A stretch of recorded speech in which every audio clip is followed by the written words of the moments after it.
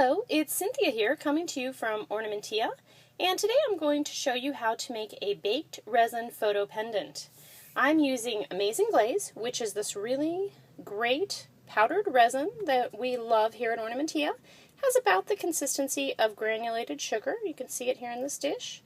And it bakes at about 275 to 300 degrees, and we use a toaster oven for this. So you're not going to want to bake it in your food cooking oven that you have at home or a toaster oven that you cook food in.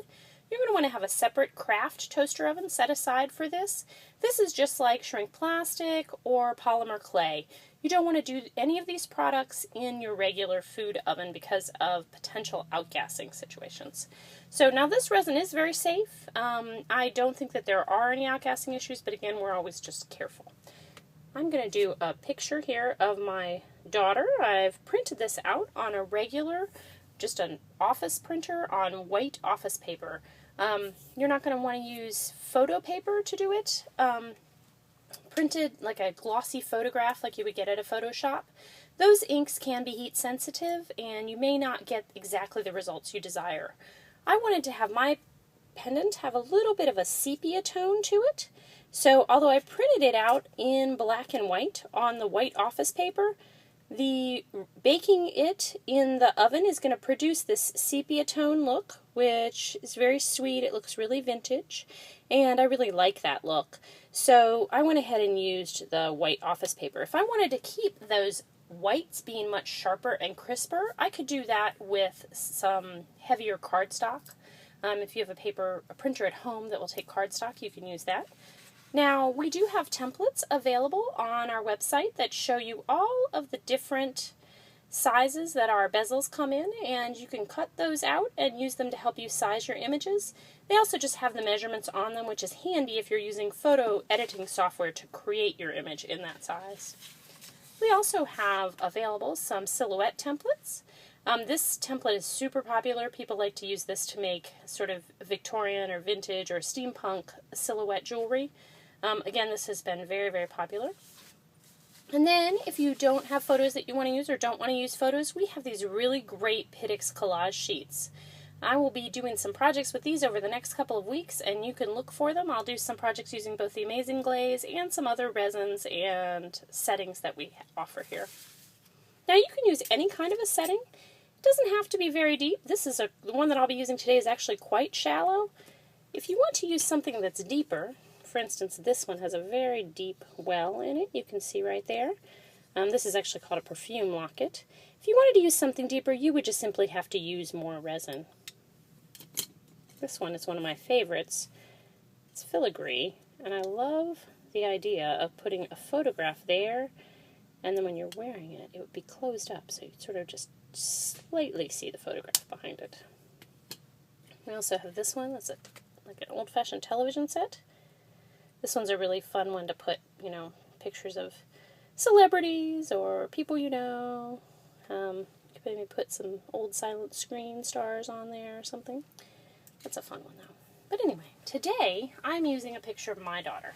And so to put her in this bezel, what I'm going to do is take a glue stick, just a regular old glue stick, and I'm going to evenly and thoroughly coat the back of the image. Now you're going to want to coat the whole back of the image. We're using glue stick as opposed to some kind of liquid glue because liquid glue takes a lot longer to dry, and it also can cause your image to wrinkle when it's drying. That's not going to happen with the glue stick. It's going to stay nice and flat, and it's going to dry really, really quickly. What I can do now is set this image on top of my warming toaster oven.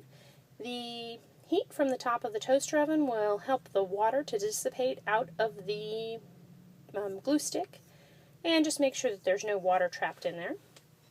After it's all dry, I can come back and put resin on my bezel and on my image, and you'll notice I'm putting a good bit of this resin. In a bezel this size, I'm going to want to go with about half a teaspoon. Of course, I'm not measuring here. I'm just using this little triangle tray to mount it up there. But you can see I'm mounting it very high. You don't have to worry about filling it into the corners or leveling it. When the resin bakes, it just levels itself. Levels itself beautifully, by the way, but it just does it all on its own. Now again, I'm going to talk about the melting sugar. Sort of, if you've never melted sugar before, the way sugar melts is it just sits there, it does nothing, does nothing, does nothing, and then all of a sudden it melts. That's exactly what happens with the Amazing Glaze. As soon as it's melted, you can take that right out of the oven and set it someplace to dry. You're going to want to keep it level while it, or dry, I'm sorry, set it someplace to cool. You're going to want to keep it level while it cools. As soon as it's cool, it's ready to touch, it's ready to wear. This whole project takes about 10 minutes to do, and that's from taking scissors to your photo, to baking, to wearing it. It's super, super fast. If you wanted to add a little bit to your images or your collages, you could add in some chain. You could, like I mentioned, you could collage in some scrapbook paper, add ribbon, add other products. You can bake a lot of things in the Amazing Glaze, actually.